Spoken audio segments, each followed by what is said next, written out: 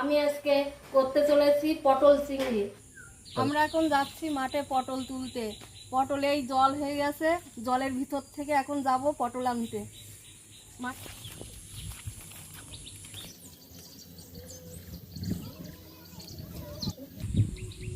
পটল তুলে আমার হয়ে গেল।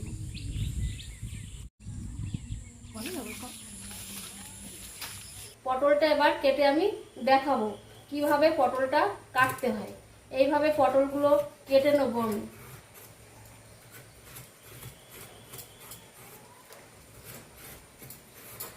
পটল চিংড়ি অনেকেই খেয়েছেন, কিন্তু খুব স্বাদই লাগে খেতে। এই পটল অল্প অল্প আমি খোলা রাখছি। এবার এইভাবে আমি গোল গোল করে কেটে নেব।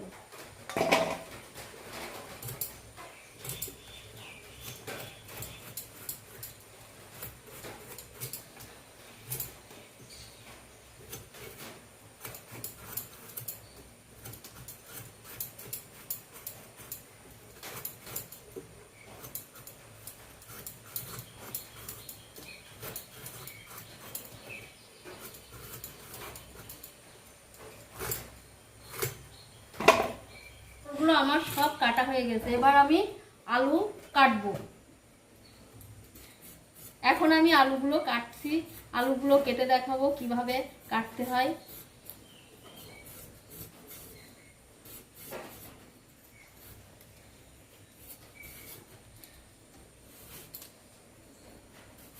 আলুগুলো আমি একটু ছোট ছোট করে কাটবো।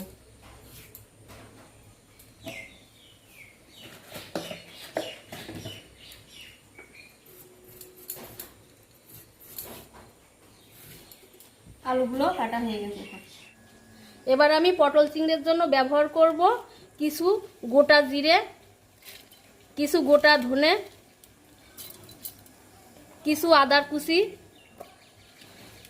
কিছু শুকনো ঝাল দিয়ে, কাঁচা ঝাল দিয়ে, এবং একটা পেঁয়াজ, এছাড়া কয়েক কোয়া রসুন,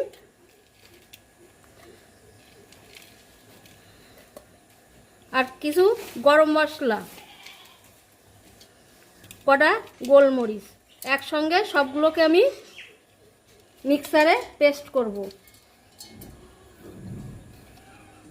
এবার আমি জল দিলাম।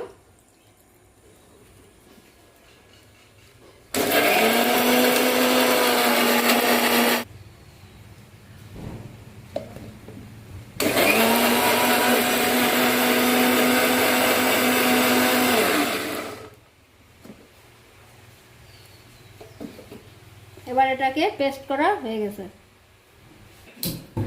পুরের জন্য আমি প্রথমে কড়াইতে তেল দিয়ে দিচ্ছি।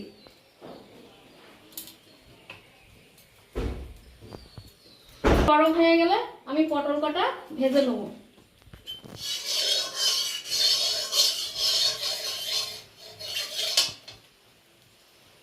তেলটা গরম হয়ে গেছে, এবার আমি পটলটাকে ঢেলে দেব।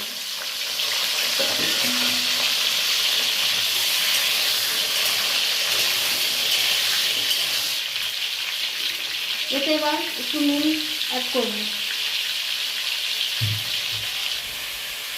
অল্প একটু হলুদ দেব,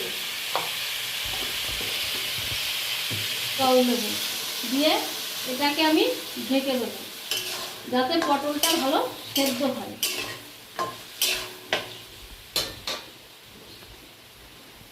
10 মিনিট আমি ঢাকা দিয়ে রাখবো।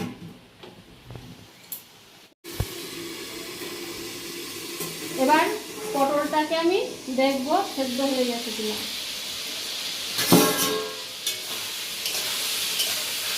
সেদ্ধ হয়ে গেছে। এবার খালি নাড়াচাড়া করতে হবে যাতে পটল রস থাকে না।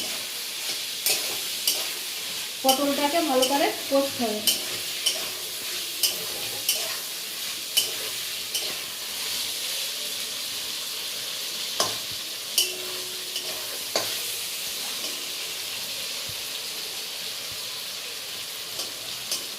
পটলটাকে যত কষবেন তত খেতে ভালো লাগে। এবার আমার পটল ভাজাটা হয়ে গেছে। এবার নামিয়ে নেব।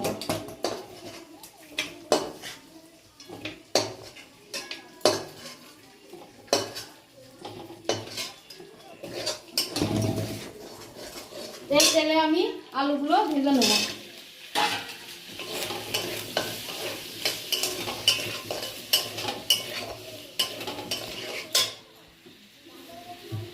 এই 1/2 চামচ নুন দিলাম, এবার 1/2 চামচ হলুদ দিলাম, দিয়ে এটাকে আমি ভেজে নেব।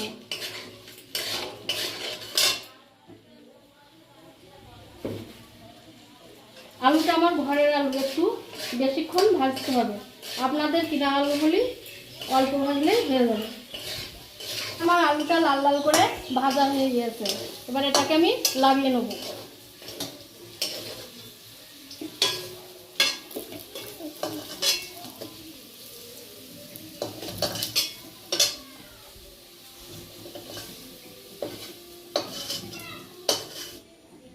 এবার আমি অল্প করে কিছুটা তেল ঢেলে দেবো,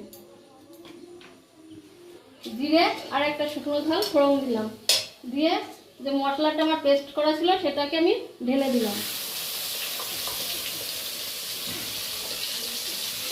দিয়ে এবার মশলাটাকে আমি করবো।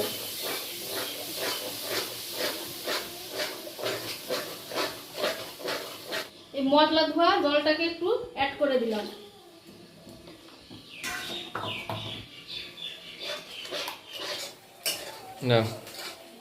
এবার মশলাটা আমার কষা হয়ে গেছে, দেখেন এবার মশলা থেকে তেল ছেড়ে দিয়েছে।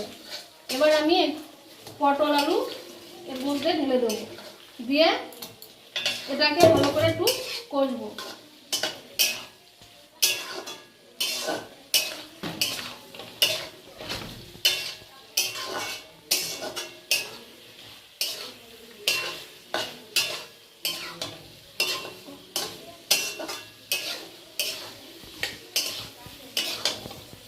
তাও তো মশলা কষানোর সময় তেল একদম কমই দিয়েছি।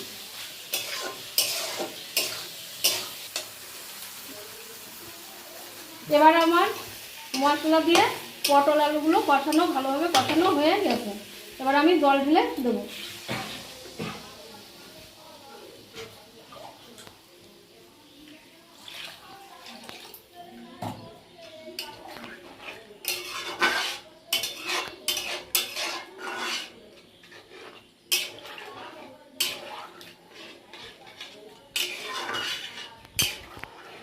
এবার ফুটতে থাকুক খানিক, ফোটার পরে চিংড়ি মাছটা ঢেলে দেবো, ঢেকে দিলাম।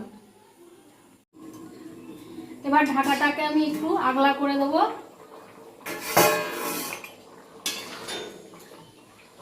দিয়ে অল্প খানিক নুন দেবো,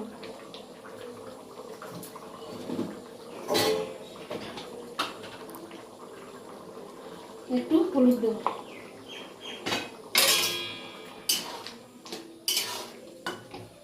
এবার ঝোলটা ফুটে গিয়েছে, এবার আমি চিংড়ি মাছ কটা দিয়ে দেবো। আমার ভেজে রাখা চিংড়ি মাছ আমি এটাকে অ্যাড করব।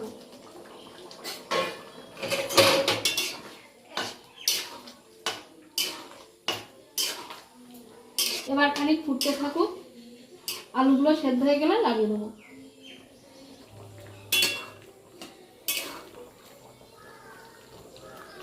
এই চিংড়ি মাছের ঝোলটার জন্য আমি 2-4টা আলু গেলে দেবো, দিলে ঝোলটা একটু গাঢ় হবে, দেখতেও ভালো লাগবে, খেতেও ভালো লাগবে।